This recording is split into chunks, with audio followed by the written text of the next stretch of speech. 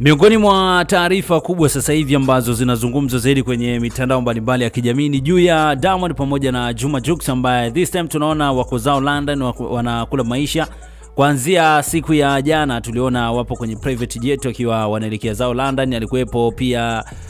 Diamond, alikuwepo Juxi, walikuwepo Moza Yobo, walikuwepo pia DJ RJ pamoja na watu wengine, crew nzima ya WCB ambao Diamond anafanya nao kazi, walikuwepo wote London bana kwa siku hii ya leo. Lakini kwa siku hii ya leo, kama hizo video ambazo unaendelea kuzitazama hapo, kitu ambacho kimeshtua pia watu wengi zaidi ni pale ambapo tumeona Mwijaku kwenye mitandao ya kijamii akiwa anasema kwamba ni kama Diamond anaichukua nyota ya Juma Jux hivi, na upepo ambao Jux anao kwa sasa hivi ni kwamba Mwijaku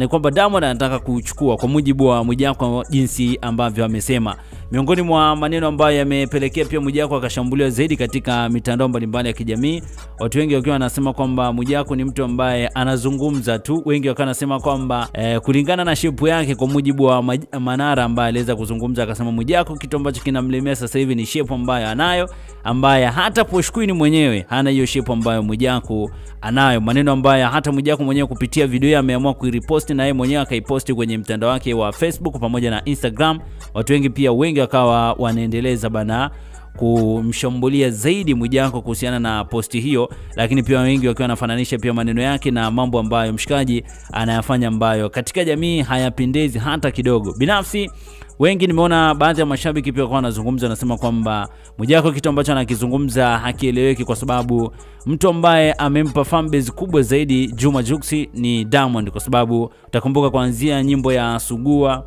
akaja pia ngoma ya Enjoy, na hiyo ngoma ya Ololufemini miongoni mwa ngoma ambazo Jux amezifanya na Diamond, na amepata mafanikio makubwa by the way, kitu ambacho yeye mwenyewe before hakuwa nacho. Lakini sasa hivi tunaona anapata show nyingi zaidi za kimataifa, lakini sasa hivi tunaona London ataenda kuperform, ataenda UK, ataperform pia na baadhi ya mikoa na miji mbalimbali pamoja na majimbo, ataenda kufanya kazi bana, na kikubwa zaidi ni kujiingizia fedha. Lakini pia kitu kingine ambacho nimekigundua kwa Juma Jux, ukaribu wake na Diamond utamsababishia pia kupata collab ambazo ni kubwa zaidi, kwa sababu tunafahamu ili msanii aweze kukua lazima pia aweze kupata collab za kimataifa. So far so good, so ajabu pia hata Juma Jux sasa hivi tukaona amekuja pia na collab yake pengine na wasanii wa nje, kwa sababu Diamond ni miongoni mwa wasanii pia ambao nje wanafahamika sana na wana fanbase kubwa zaidi ya watu, kwa hiyo watu wanamfuatilia zaidi. Kwa hiyo ukaribu wa Diamond kwa Juma Jux, naona anayefaidi zaidi sio Diamond, ila anayefaidi zaidi ni Jux, kwa sababu Jux mwenyewe anaendelea kuitengeneza career yake vizuri, lakini pia anaendelea kuhakikisha kwamba ngoma yake inakuwa vizuri. Comment yako, maoni yako juu ya hili ni lipi? Niache maoni yako hapo, lakini kubwa zaidi usisahau bana kusubscribe channel yetu ya BM Basha TV ili kwa kwanza kuendelea kupata taarifa zetu kutoka ndani na nje ya mipaka ya Tanzania. Big up sana kwa wale ambao wamesubscribe channel yetu ya BM Basha TV, na leo msanii wetu tunamzungumzia ndio huyu hapa.